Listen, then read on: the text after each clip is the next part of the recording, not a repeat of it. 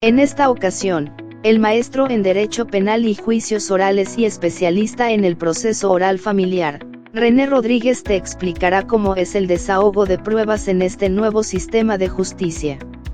Acompáñanos. Desahogo de la prueba confesional. Esta prueba se rige por las formalidades previstas en las leyes procesales respectivas, entre las que destaca que las posiciones deben referirse a los hechos controvertidos o negándolas, pudiendo agregar las explicaciones que juzgue convenientes o las que se le pida. La declaración de parte consiste en la formulación de un interrogatorio a una de las partes con el fin de obtener su declaración sobre el conocimiento de los hechos controvertidos dentro del proceso para formar convicción en el juez al momento de dictar la resolución correspondiente. La confesión será el instrumento probatorio mediante el cual una de las partes en el proceso aduce de ciertas las aseveraciones que le formula su contraparte sobre hechos que le son propios, conocidas como posiciones, en donde responde categóricamente y terminantemente la veracidad de las mismas, ya sea afirmándolas o negándolas para posteriormente, si así lo desea, adicionar lo que considere pertinente. Su objeto es la aceptación o reconocimiento de una de las partes respecto de la veracidad de un hecho que se le imputa a quien debe responder y, por lo mismo, es susceptible de generar consecuencias jurídicas en su contra. Requisitos para el desahogo de la prueba de confesión. Ofrecerla en la demanda, contestación o reconvención, contestación de reconvención. A diferencia del juicio oral mercantil, no es obligatorio que al momento de ofrecerlas se le relacione con los hechos de la demanda, ni lo que se pretende acreditar con la misma, sino que queda a consideración del oferente hacer dichas manifestaciones. Exhibir el pliego de posiciones. Esto puede ser en la demanda, contestación o reconvención, contestación de reconvención o bien ser exhibidas en la misma audiencia en donde se desahoguen las pruebas. A diferencia de la materia mercantil, en lo familiar sí es obligatoria su exhibición, pues en caso contrario se declarará desierta la prueba. Las posiciones son el mecanismo por medio del cual se desahoga la prueba confesional y consisten en una serie de afirmaciones que el oferente por medio del juez imputa a su contraparte sobre los hechos propios que de este último aduce desiertos. Una vez calificadas de legales, estas aseveraciones deberán de ser asentadas y posteriormente, si así lo desea, adicionará lo que considere conveniente. Requisitos que deben cumplir las posiciones. Expresarse en términos claros y precisos. Esto se deriva de la prueba confesional, que consiste en la búsqueda de la aceptación de un hecho propio del absolvente respecto de los que su contraparte intenta su demostración, por lo que si se requiere esa aceptación, la formulación debe ser específica, describiendo el hecho del absolvente redactado de manera clara y concreta. No deben ser insidiosas. Esto se refiere a las preguntas que se dirijan con el afán de ofuscar la inteligencia de la persona que deba responder para obtener una confesión contraria a la verdad. Otro de los requisitos que deben cumplir las posiciones es que no pueden contener cada una más que un solo hecho. En caso de que una posición contenga dos o más hechos, el juez la debe examinar prudentemente y determinar si debe absolverse en dos o más posiciones, o SI, por la íntima relación que exista entre los hechos que contiene, y por ello no pueda afirmarse o negarse uno sin afirmar o negar el otro u otros. Debe declarar su validez y autorizar su formulación tal y como fue planteada. La segunda sala de la Suprema Corte de Justicia resolvió recientemente, respecto a que por la sola circunstancia de que una posición formulada contenga más de un hecho, no conduce automáticamente a calificarla de insidiosa y desecharla por regla general, ya que para que ello suceda, el juzgador deberá efectuar el análisis correspondiente y determinar si por la forma en que se encuentra estructurada la posición, se ofusca la inteligencia de quien ha de responder y provocar con ello obtener una respuesta contraria a la verdad de los hechos. Una forma de determinar cuándo será insidiosa consiste en ver si hay posibilidad de la afirmación de un hecho y la negación del otro. pues conllevaría a confundir al absolvente respecto de si lo reconoce o lo niega. Deben contener hechos propios de la persona obligada a responder. Como ya dijimos, el objeto de la confesión es la aceptación o reconocimiento de una de las partes respecto de la veracidad de un hecho que se le imputa a quien debe responder y por lo mismo. Es susceptible de generar consecuencias jurídicas en su contra. Una de las principales características de las posiciones es que se refieran a hechos propios del absolvente, los cuales son aquellos en los que ha intervenido en forma directa. Por lo tanto, es ilegal la posición en la que se pide al absolvente que afirme si tuvo conocimiento de la realización de actos efectuados entre el articulante con terceros o terceros entre sí. Pues es evidente que no se trata de hechos personales o propios del declarante. Resultan ilegales las posiciones sobre cuestiones de derecho, pues la materia de la prueba de confesión no son las situaciones jurídicas litigiosas, sino los hechos que las generan. Deben ser aseverativas, entendiéndose por tales las que afirman algo, aunque estén redactadas en sentido negativo. Son afirmaciones que el oferente por medio del juez imputa a su contraparte sobre hechos propios que de este último aduce de ciertos.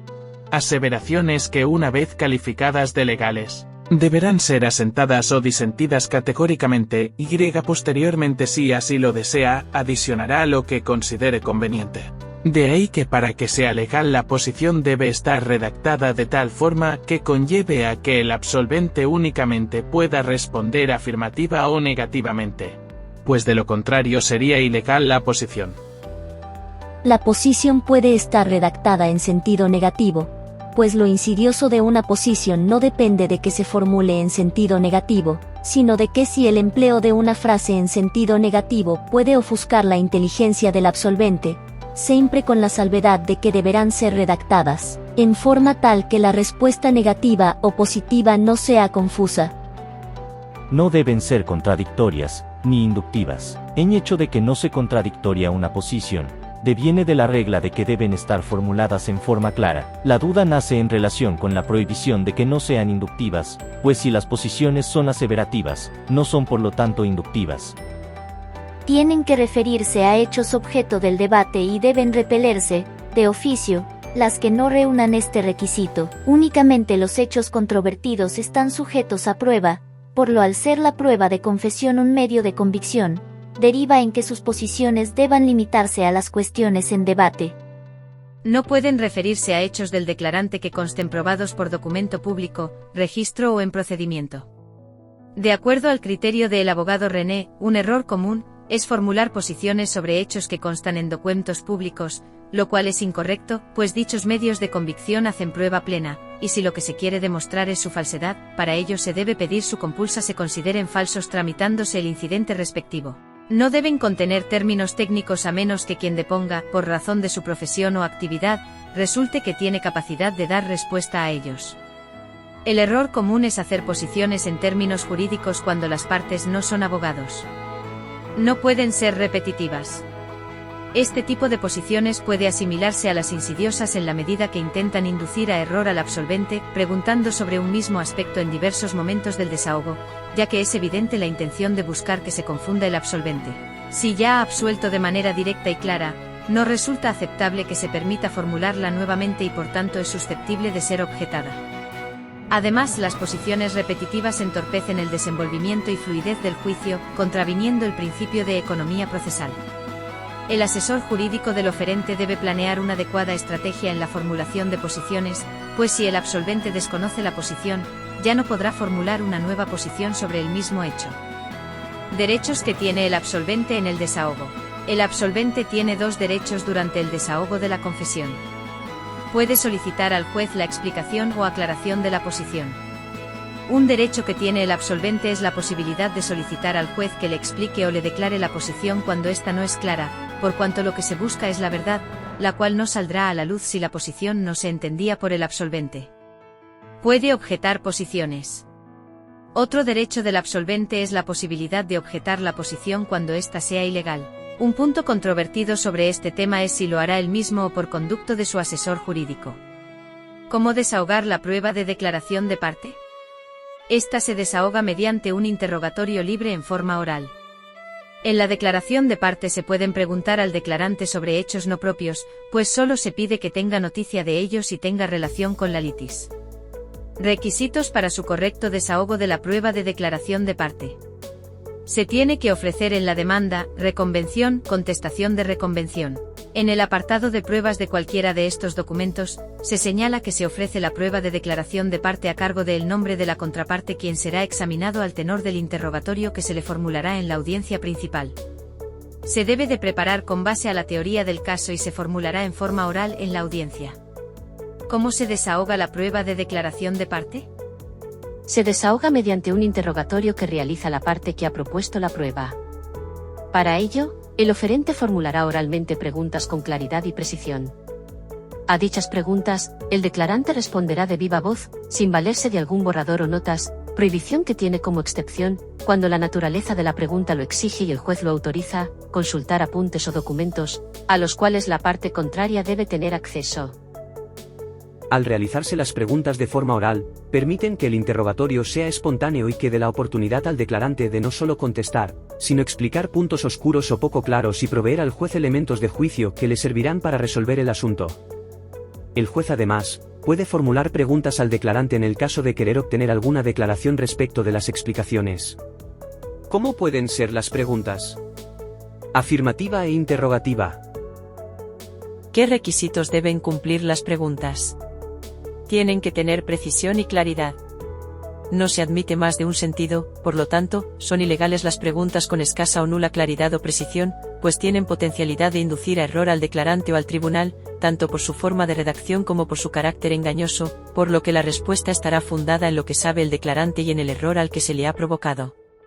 No se deben incorporar valoraciones ni calificaciones. El fin de declaración de parte es recibir el testimonio de la contraria sobre hechos sobre los que tenga noticia, lo que implica que no puedan realizarse preguntas para saber su opinión, como darle una calificación o valoración a un hecho. La única prueba en donde se pide opinión es la pericial, mientras que en las demás se versa sobre hechos. Deben ser entendidas sin dificultad. Deben tener hechos propios o no de la parte que declara. A diferencia de la prueba de confesión, no es necesario que las preguntas sean sobre hechos propios, pues puede versar sobre hechos que tenga noticia el declarante, como podrían ser actos de la parte actora. Deben ser pertinentes. Esto significa que la pregunta tenga relación con el hecho que se pretende probar. ¿Qué derechos tiene el declarante durante el desahogo? Puede solicitar al juez la explicación de la pregunta. Puede objetar posiciones. Si te gustó el vídeo, suscríbete y dale me gusta, toda vez que en el próximo vídeo, el maestro René te enseñará a cómo desahogar la prueba testimonial en el proceso oral familiar. También queremos recordarte que el abogado René está a tu disposición para tu representación legal en tus juicios del orden familiar y penal, además de brindarte asesorías en vivo y cursos de tu interés en sus redes sociales. Hasta la próxima.